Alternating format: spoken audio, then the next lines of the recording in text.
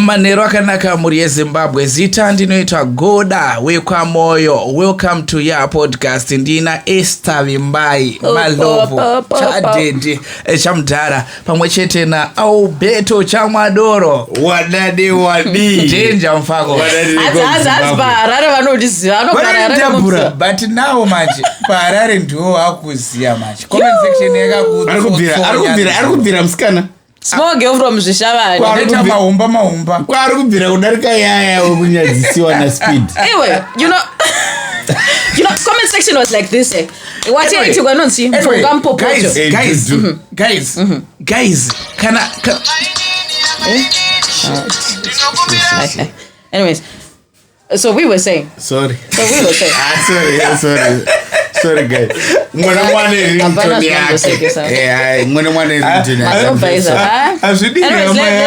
Let's continue. Guys, ndakandichitironi sisava tinetsa kuti vagare pavakagara apa makanyazovanyanyira kuvaondora apa pane nyaya yavangu vaida kutipira nhasi. No, yeah, Nasi, I wanted to ask actually. My sister is not feeling well. I told you, but then I told you guys. And she hasn't been feeling well for days. We've tried to contribute to Mario, but then when if it's like in us moms, Mama's already because she's been contributing to an album. I didn't. So my boyfriend knows my sister. I introduced my boyfriend to my sister and did it. So Jakumuti baby, you know. Sissy needs 278, but yeah, along those lines. Yes, dollar. My user. Takumati is paper and Namar. The Vanam Kumberan got a baby. Can I consult port 275? She must query and chow cover and it's my thing. Yeah, got a baby. I'm certain. No, yeah, it's my boyfriend. Takamuti. But baby, one money bank. I need money tincha nacho. And it. Chimani. Why? Oh, let's listen to you. Okay. So ndokuti ane chimanity nanditi. Ayo. Let's chimanity. Ayo, alright. Chimanity cheche zvakadekoreshwa zvima big bang. So, beba nombokandira mari momo. Kote sei huko. Isa mari momo. Anditi. I don't know he has that. Irimu. Anokandira mari. Ayo. Anokandira huko. Okay. I don't get sense. But you ndo ya uchiri kwaita. Saka anisira mari momo. Anditi. And sometimes in pandoto mubona pano yakadhako ndotombotora dzimwe mari ndichisai momo because I know I do that ndomisira mari imomo and sometimes vandonofunza nomuzata baby nezuro why overspendana na Jabu wana ndakatora mari yako ndikati Jabu not real number ndakatora mari so ndangomkumbirana kuti baby ngativhura chi mani tini yaya undikwerete mari ndokukupa month mari yako. You know what, he refuses. He says it's a no. Akaramba. And we're talking of my sister, we're talking of Nya. Yeah, it's a matter of life and death. Goda, it's a big no. Why? No. Chigaba cheche atutochiitira tine zvinangwa. No, yeah, he says wants to buy a car. He says wants to buy a car. Pakauya emergency yakaita sei kutoisa muchigaba ka kureva kuti handisi kuda kudya mari. Saka chero pakauya emergency yakaita sei ndisandada kuvhura gaba. But are you guys mugaba kureva kuti handina mari. But are you guys saying sister yangu no? Goda, what if my sister dies? Ugwereka. Sehama makatocontribute. Takacontribute but tichotora nemari shoma do something. Yeah, you do something. Saka sehama matadzere kuinda kuzvimbatso kana uchida kuti munhu azovhura gaba rake. And I have my boyfriend whom I call my person. I know he has the money. And arikuramba kuvhura gaba iroro. Just 275. Okay, inini zvangu side rangu. Zvezvangu samkanya vanhu vanoziva mukanya vari vana branch manager abata apa but inini unoziva iyo last time waitaura zvokuti kwai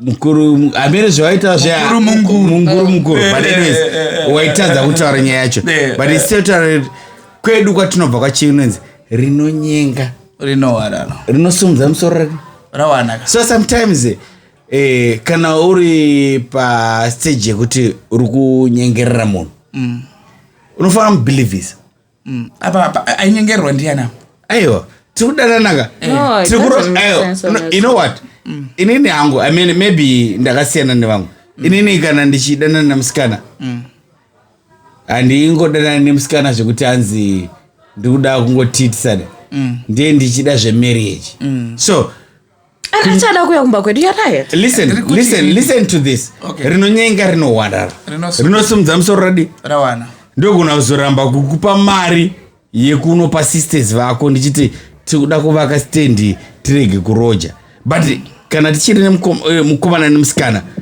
chandinogona kuita nechekudohadhira kuvhura pig bank Listen to Why this. Are you saying kwa? Why Listen are you saying kwa? Mira Beto.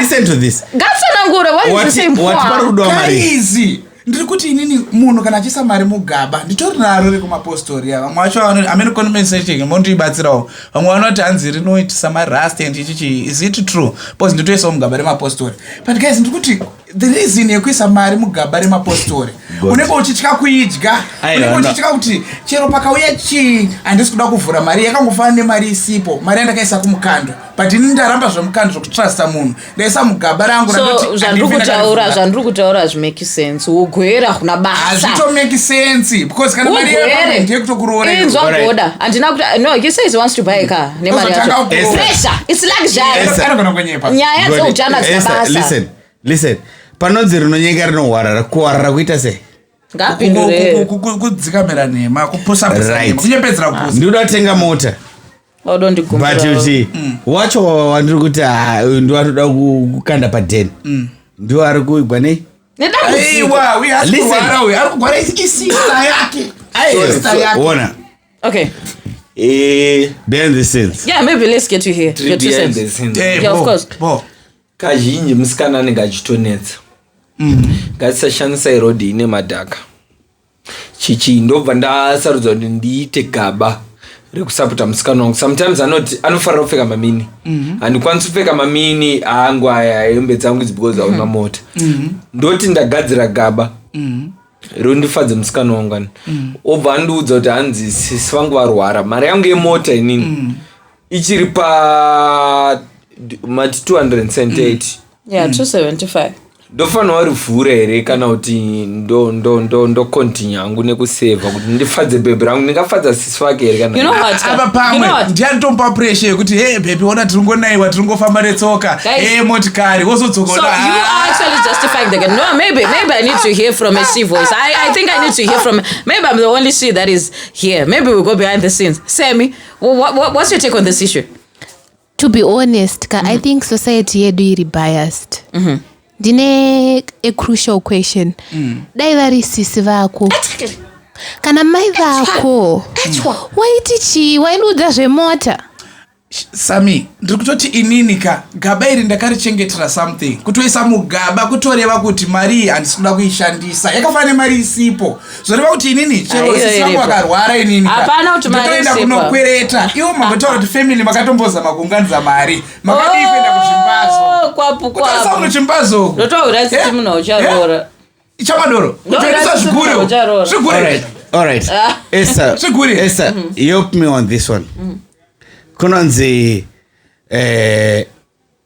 panya wakaita commerciant kunonzi kune ma-needs kune ma-wants right so on this situation listen to me pane need pane want I want to buy a car I need to save a life saka patofangwa kochesacho so inini makurira ndakaita ndoita dzimwe musikanzwa dzekuzonzi ndotevedzera senemi yangu yekuti chamwadoro but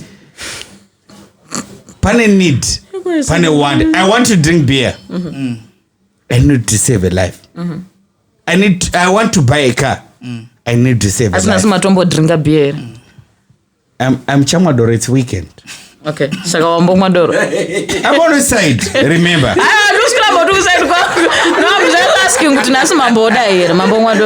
it's weekend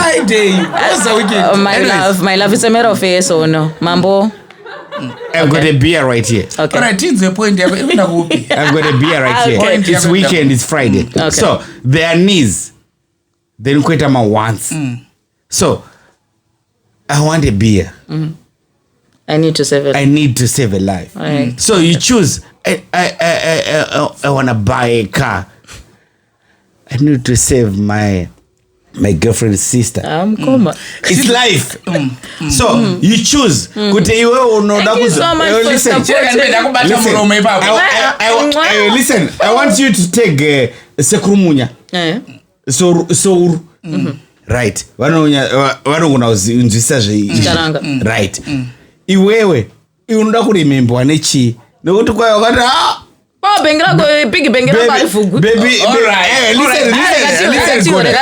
listen uda iwewe panyika uda kuremembwa nekuti ndakazorama ndorega kupinza big bash. And my question is, kana kuti kwanzi mira listen uyu aiwa no sometimes atisifana kuconsider zvekuti mujolo. Anyways, guys, that's a story. Listen to this one. Ndakatombo sponsor funeral ya my girlfriend ndisingadani nayo. It's fine. Thank you so much. I think it's fine. Listen.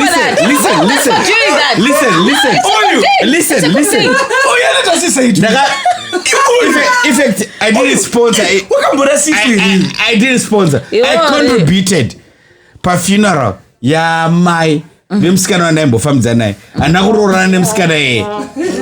But wakagona. Why? Wakatendwa tena nenda chero. Chero rakakutenda. Why? Because in that relationship, listen, I was in love. It's love. So I was driven by love. Not by kuti kwai daucheka. So kana relationship yauri nayo mfesi kana achiti relationship yo andangocheka. Aiwa anoramba kuvura big bang. Inini inokuti wakarora chamwadoro. Kana wacho wakasponsor funeral ndiye mukadzi wina. No. You see? No. You see? Otherwise sister behind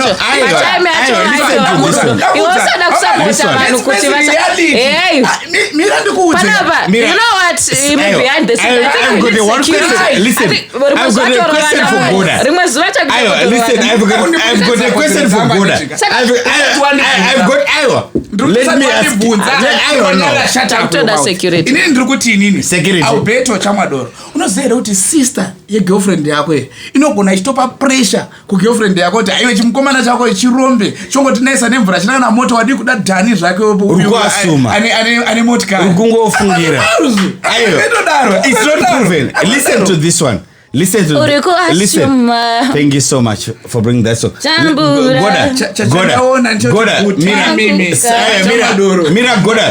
Listen to me.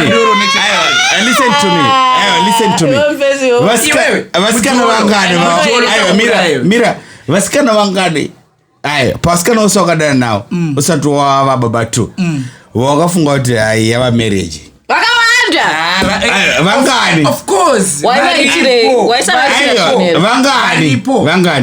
Vakatowanda. But I don't want to marriage and so vaniwa wanga singa sacrifice relationship. Relationship is all about sacrificing. Sacrifice no kuzeri. Yeah. Okay, guys. A female voice now. Let's call it a night. You need to go and sleep. But comment section. No, I need to go and sleep. Tibatsire ndiri wrong here kana kuti but I'm not happy ana utaura zvanasira kunyatsubudisa. Okay, pedzi settings anataura utaura tosh. Let's call it tonight. Voice mjolo. Alright, comment section. Anyways, we rounded up. Okay, goodbye.